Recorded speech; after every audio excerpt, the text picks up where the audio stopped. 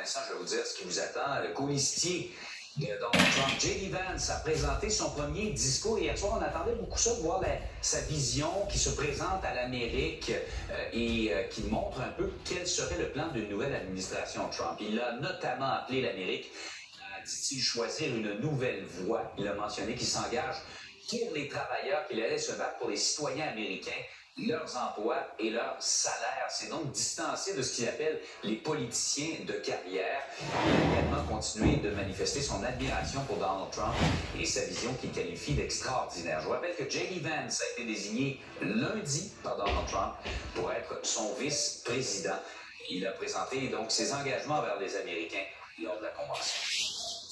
I pledge to every American, no matter your party, I will give you everything I have to serve you and to make this country a place where every dream you have for yourself, your family, and your country will be possible once again.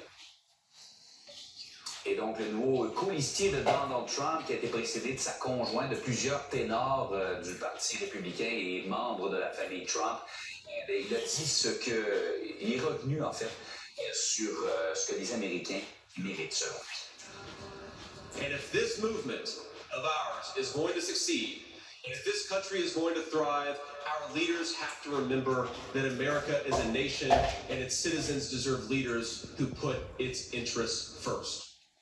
En tout cas, jusqu'ici, les républicains ont montré cette unité au cours des derniers jours. Et de l'autre côté, ça va pas bien pour Joe Biden. Il serait maintenant ouvert, en privé en tout cas, à la possibilité de se retirer de la campagne présidentielle. C'est ce que plusieurs sources démocrates ont affirmé au réseau CNN et à plusieurs autres grands médias américains. Un conseiller démocrate a mentionné que M. Biden est réceptif et qu'il n'a pas une attitude aussi défiante que lorsqu'il répond aux questions en public. Les discussions privées entre le président américain et ses conseillers se poursuivent d'ailleurs.